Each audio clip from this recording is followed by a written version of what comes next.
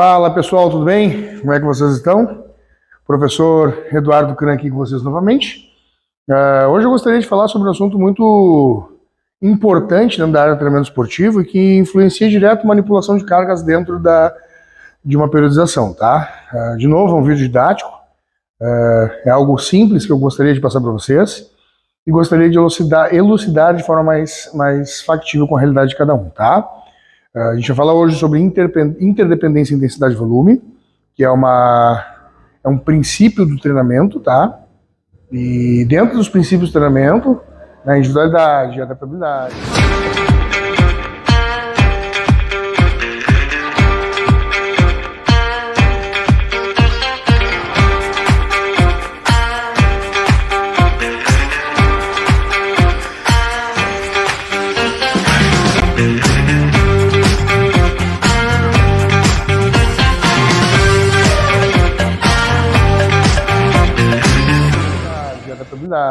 Especificidade, progressão, sobrecarga, interdependência, intensidade, volume, variabilidade, continuidade, reversibilidade, enfim, né, mais variados tipos de princípios de treinamento. A gente tem um deles que às vezes gera um pouquinho de confusão na hora da gente manipular essas cargas, porque são variáveis altamente manipuláveis, né, e tanto o volume quanto a intensidade, elas caminham juntas, elas caminham próximas, e a gente precisa entender um pouquinho como entender manipulá-las, tá? Botei no quadro aqui com vocês, né, o assunto de hoje. Então, o que é intensidade? Intensidade a gente pode definir ela como uma forma de gerar estímulos onde a sensação subjetiva de esforço seja maior, tá? Então a gente pode manipular a intensidade dentro do treinamento, dentro dos microciclos das sessões de treinamento, como? Com sobrecarga, com tempo de intervalo, com demandas articulares, por exemplo, uma rosca concentrada, onde a gente tem um movimento de flexo e extensão de cotovelo, ela não vai ter a mesma demanda energética do que um agachamento, do que um supino, do que uma ponta de barra, ou remada a cavalinho, aí para quem estiver assistindo. A gente tem nomenclaturas diferentes nos demais estados, mas o que importa é o movimento, né? Ou um overhead press, um clean and jerk, um snatch. Então essas demandas articulares, demandas multiarticulares, elas têm uma geração de força e de grandes grupos musculares maiores, então elas vão gerar consequentemente maior intensidade. Claro, a associação dessas subvariáveis dentro da variável intensidade vão ser manipuladas também para que a gente consiga, né, chegar nos objetivos que a gente almeja, né? Números de repetições mais baixas com percentual de carga maior, que vão se ligar, né, repetições com sobrecarga, tempo de tensão. E para a gente conseguir cadenciar esse trabalho de intensidade, a gente precisa entender todos esses processos. A gente não pode simplesmente chegar dentro da área do treinamento e pré-estimar uma carga, até porque se a gente trabalhar com sensação subjetiva de esforço, ou do inglês ali, vocês vão ver direto isso no Instagram de muitos atletas de fora, o @RPE, né, que é a nossa sensação subjetiva de esforço. A gente vai ver esforço de 70%, a capacidade de 80%, mas para quem vai trabalhar com esse formato, a gente também precisa entender que não é fácil. Então tem que ser um atleta, uma pessoa, um indivíduo que tenha uma excelente consciência corporal, que tenha domínio do gesto motor e saiba e conheça seu próprio corpo. Não é bem assim que funciona, né? A gente sabe que tem muita gente aí que às vezes faz uma cadeira extensora e pergunta por que tem que sentir. Então, né, tá dentro do jogo, né, gente? A gente não pode também simplesmente fazer esse fator de excludência geral. Volume, ele é relacionado à quantidade, né? Então, o volume ele está para o número de repetições também mais altas, mas que também vai entrar dentro do percentual de sobrecarga. A frequência semanal de exercícios, a quantidade de exercícios, a quantidade de grupos musculares dentro desses exercícios, a conjugação desses exercícios, biset, triset, descanso ativo, né? Números de repetições gerais, né? número de séries também durante a manipulação dessa variável de volume. Então, se a gente juntar os dois, opa, caiu aqui, está tudo certo. Se nós juntarmos os dois, a gente vai ter o que se chama também de densidade de treinamento. Então, a densidade de treinamento, ela anda, vocês devem ter visto também muito o Belmiro falar sobre isso, né? O Belmiro de Salles. A intensidade de treinamento, a densidade de treinamento, ela é uma junção dos dois. É um treinamento que tem um certo volume importante, com demandas de cargas importantes que tem uma geração de estímulos mais intensos, né, de uma forma geral. Né? Tempos de intervalo menor, uma frequência de treino mais densa. Né? Para isso, a gente sabendo manipular essas intensidades dentro de uma periodização de treinamento, a gente consegue definir alguns detalhes específicos, como tonelagem, por exemplo. Né? Então, a manipulação da interdependência intensidade e volume, ela vai ter várias outras questões em específico. A gente vai ter, por exemplo, um crossover entre acessórios e lifts principais. A gente vai ter a tonelagem semanal ou mensal. O que seria o crossover? O crossover entre acessórios e lifts principais, para quem vai treinar, por exemplo, ele nada mais é do que o cruzamento entre intensidade e volume. Existe dentro da periodização um período que a gente chama de período de acumulação, onde tanto a intensidade quanto o volume aumentam gradativamente.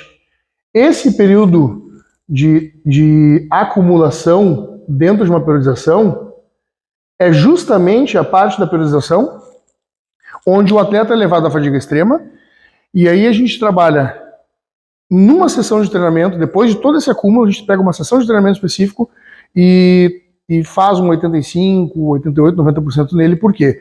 Porque a gente quer aquele cerebelo frito, a gente quer aquele córtex pré-frontal frito, a gente quer aquele córtex motor frito. Então a gente está expondo o indivíduo aos limites máximos dele, mecânico, fisiológico e psicológico. Né? Então esse período de acumulação de carga dentro de uma periodização é o mais difícil de todos. Né? E ele tudo tem a ver com intensidade e volume. Então, na realidade, né, se não estou dizendo que as outras não são, mas é um dos princípios de treinamento mais difíceis de serem manipulados. Não é complicado de se entender, mas na hora da gente prescrever isso de forma palpável para quem tá utilizando, eu vejo vários colegas às vezes cometendo pequenos erros. E não é falta de conhecimento, né? Às vezes é um pouquinho de confusão ali na hora de fazer essa interpretação. O crossover entre acessórios e main-lifts, por exemplo, dentro de uma interdependência de intensidade e volume, ele vai acontecer da seguinte forma. Quando a gente tem semanas de 60% até, no máximo, 80%, a intensidade do treino, percentual de carga, número de repetições, demandas articulares, ela é um pouco menor. Quando ela chegar nos 80 ali, ela já começa a ficar maior. Mas 80% é uma carga boa de se trabalhar. É pesado, mas se consegue trabalhar. 6 repetições, 4, 6 repetições bem feitinhas. Tá? Os acessórios, neste momento, os acessórios, eles podem ser mais intensos. E aí, Dudu, e como é que eu vou saber a intensidade dos acessórios? Boa pergunta. A intensidade do acessório, ela é muito sensação subjetiva de esforço. Muito RP. Então, assim, ó, a gente não tem como fazer carga máxima de elevação lateral. É contraproducente. Não tem por que a gente pegar cargas intensas para fazer uma abdução do ombro que não vai ter uma certa demanda de vários grupos musculares, levantador escápula, escaleno posterior, deltoide acromial, enfim, né, vai ter vários grupos musculares envolvidos para vocês poderem fazer aquela abdução do ombro no plano frontal, mas, de certa forma, qual é a vantagem de se fazer um teste de força numa elevação lateral, num exercício monoarticular? Nenhuma. Não vai trazer um benefício para vocês, para vocês falarem, meu manguito ficou extremamente forte porque eu fiz... Não. Então, não tem necessidade. Então, como é que a gente faz? A gente estipula 8, 10, 12 repetições, entre 8 e 12, porque fica mais no modelo de blocos de hipertrofia, né, nessa fase onde os acessórios eles podem ser um pouquinho mais intensos. E aí também a gente vai manipular a intensidade e volume nesses acessórios, né, conforme a frequência semanal dos lifts, conforme a frequência semanal do objetivo, conforme o número de sessões de treinamento no dia ou na semana, enfim. Tudo isso também está ligado a volume e as intensidades empregadas em cada sessão de treinamento com a manipulação desse volume. Elas andam juntas, sempre. Não tem como a gente dissociar uma da outra. Tá? Então, os acessórios. Então, 8 a 12 repetições. A gente pré-estima assim. Tá? 10 a 12, diminui um pouquinho a margem de erro, ou 8 a 10. Vamos pegar um 8 a 10, por exemplo. Vai fazer 8 a 10 repetições de uma elevação lateral, ou de uma paralela, ou de uma rosca direta, ou de um tríceps testa, na Vamos fazer 8, tá? Para ficar mais fácil vocês entenderem. Na 6ª repetição, eu já encontro uma dificuldade. Na 7ª repetição, tá dando uma travadinha. Na 8ª, eu sofri um pouco mais e finalizei com um certo esforço. Talvez na outra, eu até pensasse em baixar a carga. Isso são 8 repetições. Então a gente faz a gente trabalha um número específico de repetições e dentro dessas repetições a gente faz o máximo que elas preconizam, tá? Quando aí aqui, ó, a gente vai alterar aqui. Vamos dar uma alteradinha aqui, uma alteradinha aqui. Quando a gente fala em main lift, os movimentos principais que a gente vai utilizar, vamos pegar aqui o exemplo do power, por exemplo, agacho supino em terra. Quando a intensidade estiver aumentando, e aí a gente parte acima de 80%, né, vou botar 80% mais, porque aí vai começar a pesar, os acessórios diminuem a intensidade.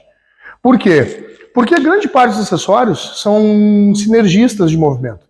Então, digamos que a gente tem um supino na quarta-feira para fazer. E aí a gente faz um treino com acessórios de supino na segunda. Aí vai lá, faz tríceps testa, tríceps isso, tríceps aquilo. E aí chega na quarta-feira, um dos motores primários para fazer a extensão do cotovelo no supino é o tríceps. Aí vocês estão com o tríceps fadigado, vocês vão trabalhar com uma carga acima de 80%, não vão conseguir fazer, não porque falta força no movimento, mas sim porque vocês pré-fadigaram demais um pequeno grupo muscular que é um sinergista ou um estabilizador daquele movimento. Então não tem essa necessidade.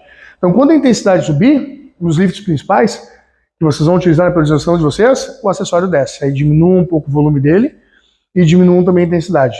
Aí, claro, aí aquelas 8 repetições, que a 6ª ia ser um pouquinho mais difícil, a 7ª quase impossível, a 8ª fechou no milagre, aí é fazer 8 sobrando para mais 10, 12. Faz umas 8, mas dava para fazer 10, 12, entenderam?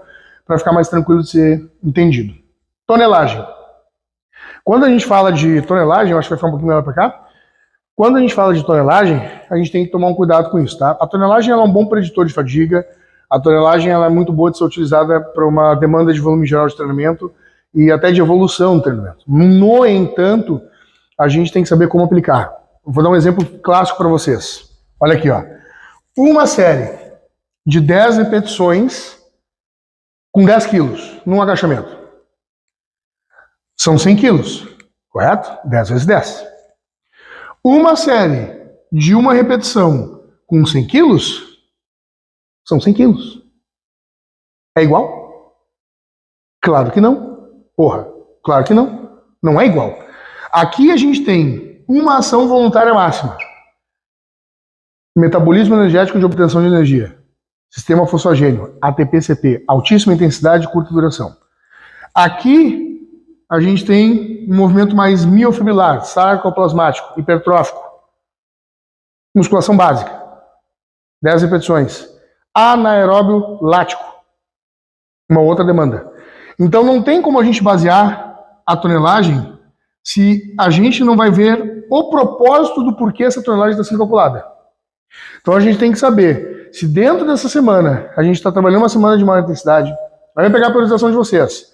Tá? Tem um período preparatório, geral e específico. Qual é a tonelagem? No geral vai mudar. No geral a tonelagem vai ser maior porque vão ter outros exercícios. Quando a gente começar a especificar, a tonelagem vai ser um pouco maior, mas a intensidade é maior. A tonelagem é menor, mas a intensidade é maior.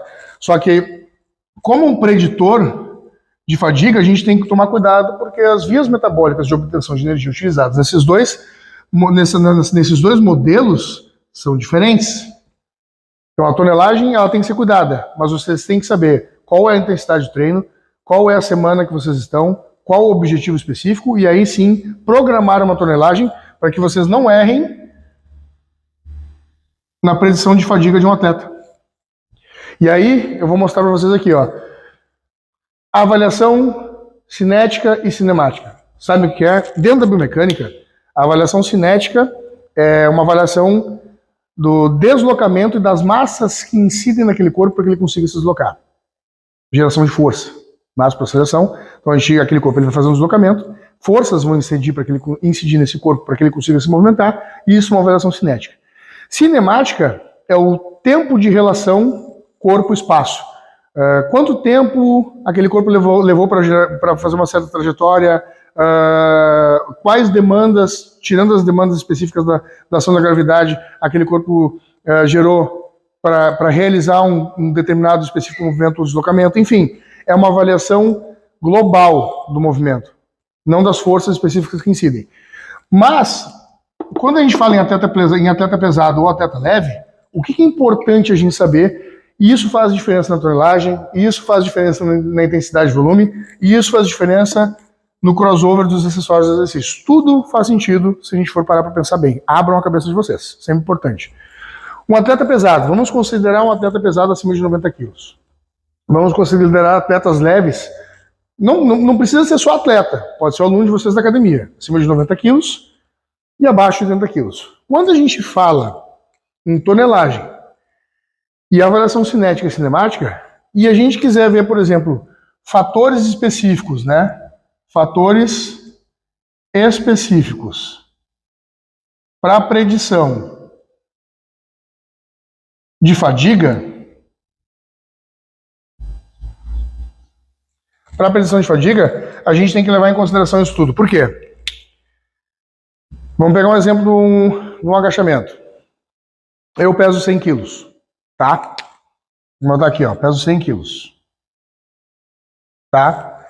E aí eu tenho um indivíduo que pesa 70 quilos. Opa. 70 quilos. Tá? Aqui, quilos.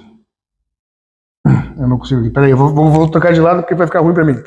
Aqui, quilos. Quilos. Tá? Eu agacho com 200. São 2 vezes o meu peso corporal. Ele agacha com 140. São 2 vezes o peso corporal. Se a gente for parar para pensar em força relativa, é igual. Os dois são fortes. Porque os dois agacham com 2 vezes o peso corporal. Até aí tudo bem. Só que a gravidade ela não mente. Em hipótese alguma, 140 quilos é mais pesado que 200. Em hipótese alguma. Quando a gente fala, por exemplo, em 10 repetições, para mim, são 2 toneladas de peso levantado. Para ele, 1,4 toneladas.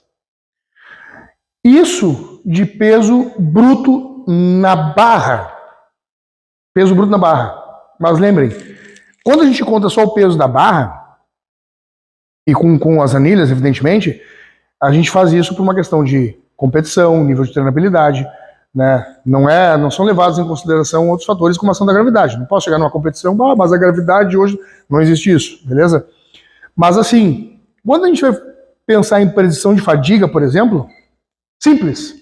Um atleta pesado, como eu, por exemplo, peso mais de 100 quilos, num volume total de treino, e aí eu preciso cadenciar mais a frequência desse treino, a quantidade de exercícios, o número de repetições, às vezes, 85% de carga, às vezes a gente pode fazer umas 4 a 5 repetições, num dia bom. Num milagre, 6. 90%, 2 a 3. Num milagre divino, mais difícil, 4, provavelmente já não é mais 90%.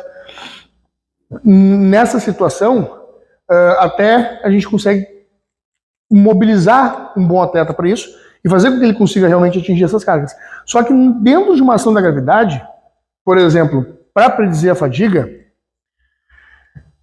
e isso é uma coisa que faz diferença entre ser leve e pesado. Lembra do que eu falei para vocês da cinética? As forças que incidem naquele corpo para que ele consiga gerar um movimento, um deslocamento. Pois bem, se eu peso 100 quilos e tem 200 na barra, são 300. Aqui passa para 3 toneladas. E aqui, deixa eu ver, 70 mais 140, 210, 2,1 toneladas. Tá? Vamos botar aqui, 210. O que eu fiz aqui? Os meus 100 quilos de massa, para fins de competição ou de determinação de peso bruto e percentual de carga, não conta. Conta o que está na barra. A barra mais as anilhas. Só que para eu predizer uma fadiga, eu tenho o deslocamento do meu corpo, que é mais pesado que um atleta de 70 quilos, mais o peso na barra. Por quê? Porque o meu corpo não vai separar os meus 100 quilos dos 200. Biomecanicamente falando. Ele vai juntar isso aí.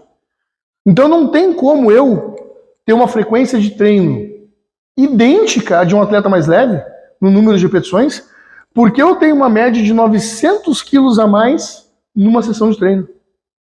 Para uma série de 10 repetições e uma série de 10 repetições. Uma série. Agora vocês imaginem o treino inteiro. E isso acontece muitas vezes. Eu vejo treino de atleta leve igual ao de um atleta pesado. Um atleta pesado não vai aguentar. As forças de compressão e o estresse dos elementos são muito maiores no atleta mais pesado, porque a carga é maior. A força relativa é igual. Mas, absolutamente falando em números, um atleta pesado precisa de mais tempo de intervalo, precisa de uma frequência menor de treino, um número menor de repetições. Aqueles 85% que para um atleta leve poderia ser 5, 6 repetições, talvez naquele dia, naquela semana, para um atleta pesado, o alvo seja um 3 ou 4. E isso não diminui a possibilidade dele de aumentar a força, nem nada disso, mas a gente consegue trabalhar os níveis de fadiga dele. E trabalhando esses níveis de fadiga, a gente consegue sempre obter mais daquele atleta. Né? Então é muito importante que a gente entenda todas essas manipulações, inclusive com a tonelagem final, do crossover dos acessórios, para que a gente saiba manipular a intensidade e volume, e dentro de toda essa cadeia de eventos, a gente consiga, além de manipular isso, entender os processos de especificidade, aí a gente fala de outros princípios do treinamento, individualidade e especificidade, para que cada indivíduo treinado, inclusive dentro da manipulação de intensidade e volume, não entre no overreaching, que é um pré-overtraining, ou no próprio overtraining, por moderação de carga e fadiga. Adjuntos e advindos de uma variável, de um princípio do treinamento, que é a interdependência de intensidade e volume. Sacaram? Então, espero que tenham gostado. Videozinhos curtos para vocês aí, vamos manter a demanda de trabalho, e eu fico muito feliz e muito grato. Valeu, pessoal. Obrigado.